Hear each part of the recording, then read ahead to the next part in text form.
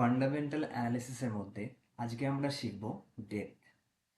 আমি এখন টিকার.ফিনোলজি ওয়েবসাইটটা খুলেছি, আইটিসি স্টক খুলেছি।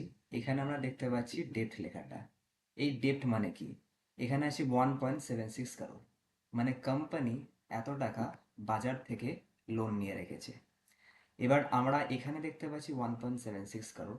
আমাদের এটা দেখে মনে হচ্ছে কোম্পানিটা হয়তো খুব কম লোন নিয়ে রেখেছে, কিন্তু যখনই আমরা রিলায়েন্স খুলবো,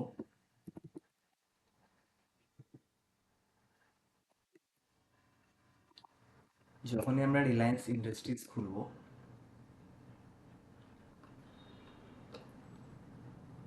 তখনই আমরা দেখতে পাচ্ছি এখানের ডেপ্থ এদের অনেকটা বেশি, প্রায় 2 লাখ কোটির কাছাকাছি।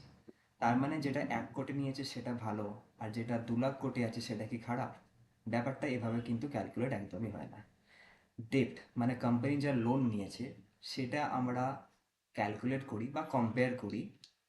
যদি আমরা স্ক্রল ডাউন করি, ইন্টারেস্ট কভার রেশিও এই লেখাটার সাথে আমরা কম্পেয়ার করব। ইন্টারেস্ট কভার রেশিও মানে কি? ইন্টারেস্ট কভার রেশিও মানে হচ্ছে কোম্পানি যা লোন নিয়েছে সেটা শোধ করার ক্ষমতা কতটা আছে কোম্পানি যা প্রফিট করছে সেই অনুযায়ী। ধরুন ইন্টারেস্ট কভারেজ রেশিওটা আমরা একটা এক্সাম্পল দিই। ইন্টারেস্ট কভারেজ রেশিও ফর্মুলা হচ্ছে ইবিট, মানে earning before interest and tax. ধরুন 1 লাখ যদি হয়, আর ইন্টারেস্ট যদি হয় 20,000 টাকা, মানে লোনের সুদের ইন্টারেস্ট যদি হয় 20,000 টাকা, তাহলে আমাদের এখানে ফর্মুলাটা হবে 1 লাখ ডিভাইড বাই 20,000 ইন্টু 5। মানে কি? কোম্পানি তার লাভ দিয়ে 5 বার সুদ দিতে পারছে। কোম্পানি যা লাভ করছে আর যা লোন করেছে সেই লোনের টাকার 5 গুণ ওর সুদ দেওয়ার ক্ষমতা আছে।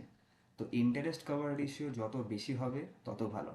ইন্টারেস্ট কভার রেশিওটা মিনিমাম 2 টাইমস যেন থাকে, এটা আমাদের একবার দেখে নিতে হবে কোনো কোম্পানিতে ইনভেস্টমেন্ট করার আগে।